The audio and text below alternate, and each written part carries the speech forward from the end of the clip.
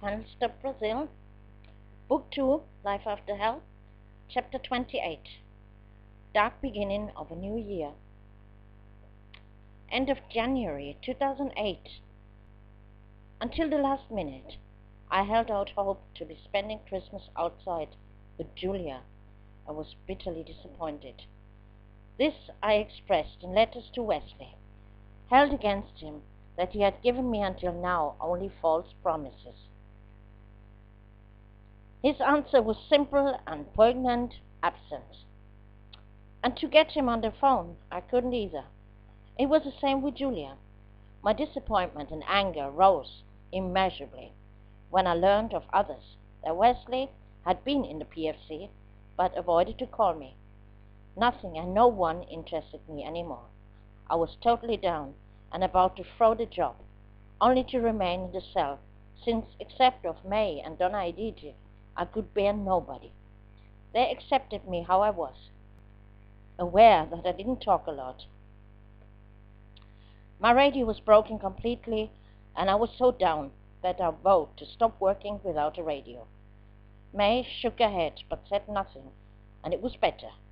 I took my tranquilizers again and fell asleep early.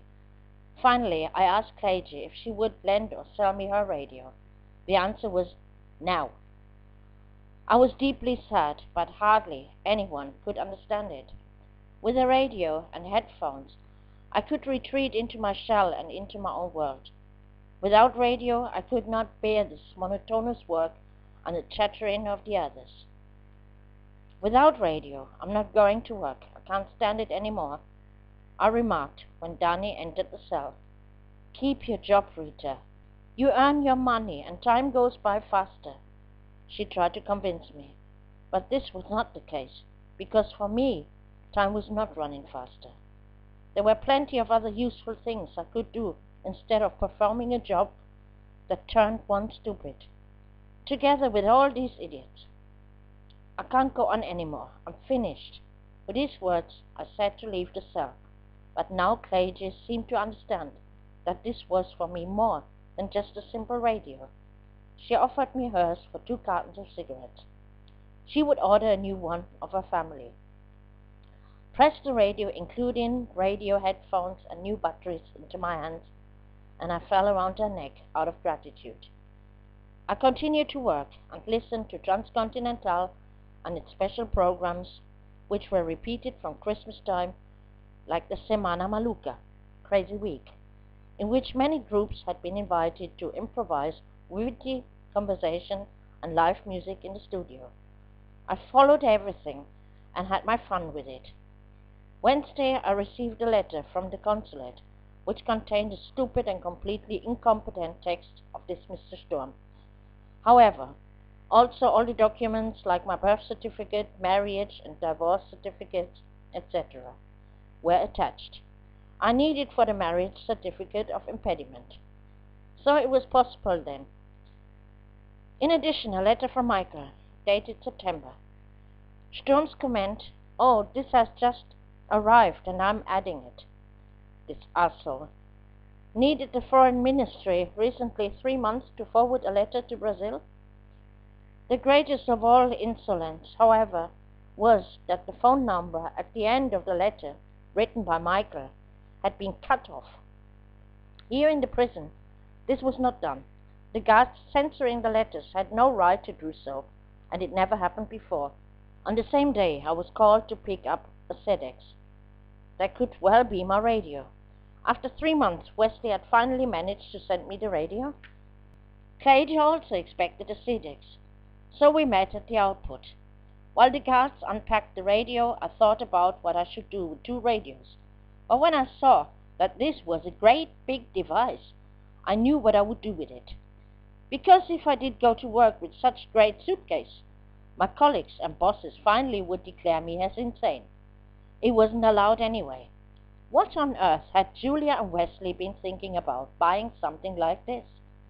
Spontaneously, I turned around to Claudia, who had not yet received a new radio of her family, and pressed the radio into her arms. We were both happy and satisfied.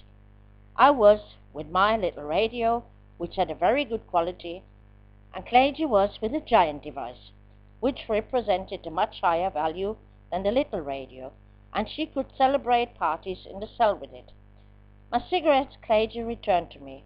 We both knew that Clagy had gained, but I was just grateful that Clagy helped me out of my misery.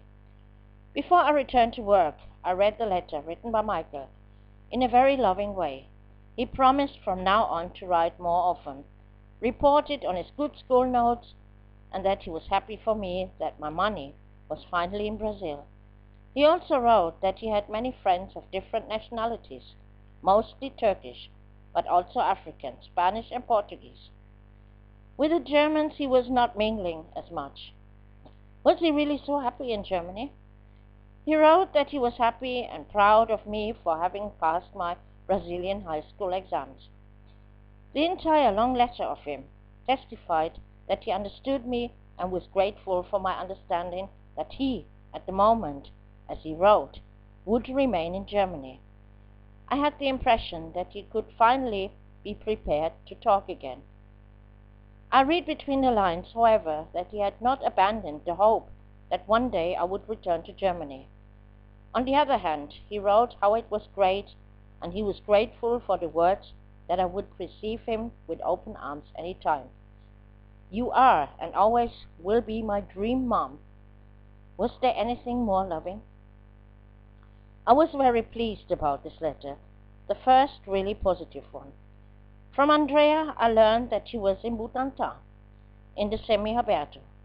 I was delighted for her. Andrea, who had to endure the longest of all in the whole of Arusha, really deserved it. Perhaps we would be meeting there again. In another letter she asked me about my process number. This she needed because she wanted to download my process on the internet during Christmas time to see how far this really progressed.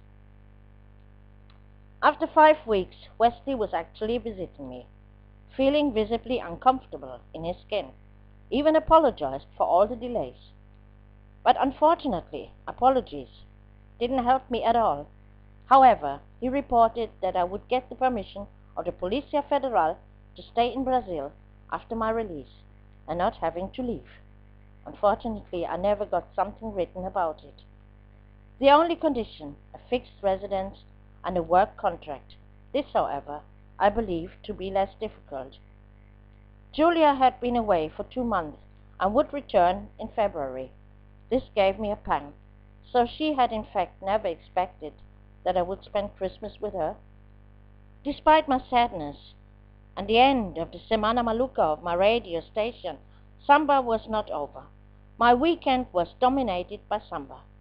From 8 in the morning, I listened already to the program Swingy das Swans until 11, and then I swapped to the radio station Tropical, where the samba show was on up to 2 o'clock in the afternoon. After that, I moved back to Transcontinental until 4 o'clock. Between 4 and 6 o'clock, I was responsive because my radio was turned off until then. At 6, however, came the second part of the samba show on Tropical until 8 o'clock. Then I switched to the radio station Bandi, where Sagode was on, a radio show with a lot of samba and pagode. Edith and May were usually already asleep when I switched off my radio. Either I watched a little TV or slept too. Sunday my program was similar, but then I mostly watched TV early in the evening with the other two. Domingo Espectacular, the only interesting television program for me with many interesting features. The 3 of us were talking a little and it was very relaxing. Monday and Tuesday was off from work since it was Christmas.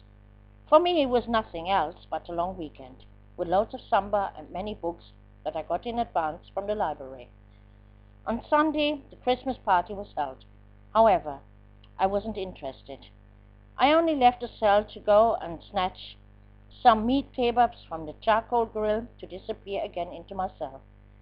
The week after Christmas, Transcontinental transmitted daily repetitions of the birthday show. We worked these days, but for me it was just important to listen to my music, no matter where. For me it had become my philosophy, not only just music, and gave me the feeling of having found my roots. Once I had already felt like this, at those times of black music, but with samba, that feeling was much more intense. Oh yes, I had changed a lot. The idea to study I had long since abandoned. No, I wanted to earn money to make up for the things I missed here about life. I was happy and relieved not having to marry to stay in Brazil, so I was able to remain independent and was responsible only for me. Even by a minimum salary, 465 reais, I would be able to survive at first. Some 5 or 6 member families had to live of it. Then I would be able to do so as well, and life was also quite cheap here. Of course, one could not afford big things, and I would have to cut back.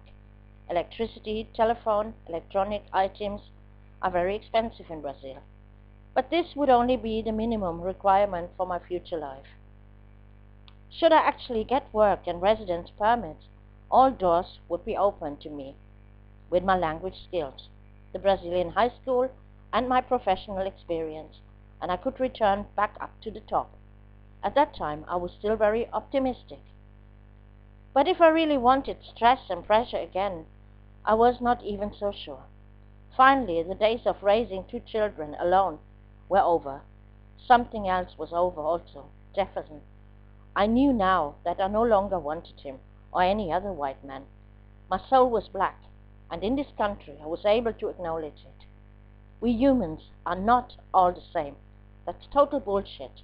However, all races have the right to live equally and to be treated equally, and this is lived in Brazil, more or less. If I ever entered into a stable relationship, then with a negão. Here in Brazil it is not a dirty word, but a self-confident expression of the black population like Negro or Moreno, who shared my passion for samba and amor. Slowly but surely, my mood brightened and became a kind of optimism. I knew I would 2008, at least temporarily, be free. Saturday, a performance of Exalta Samba was repeated on the radio, and I wouldn't be disturbed or bothered by anything or anyone, not even when the PCC sisters finally succeeded to house someone in my half of the cell. It was for those people long since a thorn in their eyes that I had the place for myself. Until then, Donna Edithia and I always managed wonderful to prevent having someone moving in, because first of it was officially banned because of the water that came through the ceiling and walls. Also, this was not so dramatic, and where the water didn't leak, we helped and poured water on the other 2 beds. Donna Edithia and I were Genie and Alice. It didn't interest me who was going to move in. I didn't take my headphones out of my ears. For nothing in the world I would have missed even one live piece of Exalta Samba. On the edge I noticed that it was a Dutch woman, for whom I had to do the translation in the guardroom when she arrived. The administration called me constantly now when new foreigners arrived to translate for them. Mostly I had to do the double job, to create the file and then again during the conversation with the social worker. However, privately I was not available for conversation. If she thought so, she was mistaken. At best, she could listen to my singing, because when I sang to the music in my ears was for others, only my voice to hear. Donna Edithia and May accepted my quirks long since. I knew when I was responsive and when not. Imaginary sick ones and a woman almost dying from self-pity I could not handle. But the new one was putting it very heavy in this respect. Later I simply asked her, "If you are so sick, why did you travel and put yourself on this risk?" Her story I knew since the day of admission. A relationship with a Nigerian who took advantage of it, of course, for a while, and then sending the woman to hell, in the literal sense, totally unscrupulous. This woman also had left behind a 13-year-old daughter. On the 31st of December 2007, I was in an extremely good mood. Why, I didn't know, but I was feeling good. Maybe it was because I received a card from Julia. She had become for me the most important person I needed for my moral equilibrium. In this card, she responded to my last very negative letter and wrote that I shouldn't give up. The worst was over. I should now think about it, that there were people out there waiting for me, people who needed me, like my son, for example. She also wrote that she knew how hard it was for me, but that I was a very strong person. I should remain calm and keep my job. Yes, Mama. Julia had a strong influence on me. What she said or wrote was law, and I stuck to it. This card gave me a lot of courage and strength. We toasted to my birthday with Coca-Cola. Donna Edice even gave me a chocolate cake as a gift. But my greatest birthday gift I received at 10 o'clock, when on TV passed a special New Year's Eve program, of course with Exalta Samba, also with Betty Carvalho, Arlindo Cruz, Revelação, and Sam Prazer. I danced and sang cheerfully to my favorite samba music, and Donna Edith found it very funny watching it. Unfortunately, it was finished at midnight, because the New Year's fireworks from anywhere in Brazil were transmitted on TV. On the Avenida Paulista, 2 million people celebrated. Also, we saw pictures from Rio de Janeiro, Florianopolis, Brasilia, and Bahia. Donna Edith and I wished each other a Feliz Ano Novo. May was upset because she couldn't celebrate with her friends upstairs. The prison conditions had worsened and the cells remained closed. So she slept throughout the New Year. Just before Christmas, a Brazilian had managed the impossible, the escape, and this even out of the Castigo. On television was reported the breakout of the high-security prison, which made me laugh out loud. I liked Duda. She had taught me to play the timba and tambourine, and thus play samba music myself. I wished her good luck on her run. She later made the bombshell burst in a radio interview that she did not make it alone, of course, but was helped by one of the highest authorities. New Year's Day started just as pleasant as was New Year's Eve, with loads of samba music from Transcontinental, an interesting book, and full of hope. If not Christmas, maybe I'd celebrate Carnival live outside. The January was ultimately not as positive as I hoped. May moved out of our cell, which was a big blow to Donna Edith, because she had taken May for something like a granddaughter, and got really sick about it. I was worried about her, took care and mothered her as best as I could to replace May. Michelle ended up in Castigo because she was caught with a phone. Wesley still had no news for me, and I was pissed off fully. With this Dutch woman having moved into the cell, our peace was over. First, cigarettes of May had disappeared. The two clashed, and May finally spent less and less time in the cell. And when she brought any horrible and noisy South Africans with her. This in turn led to clashes with Donna Edith and me. Donna Edith couldn't endure these women, absolutely, and I didn't like none of them. Any attempt to talk to May to bring her to reason failed. Once again, I had to watch as a young woman went down the drain by drugs. In the first months after her arrest, she didn't even smoke cigarettes. It made me very sad, because we always got on well, but I observed that she kept returning more frequently from the upper cells, totally on drugs and barely responsive.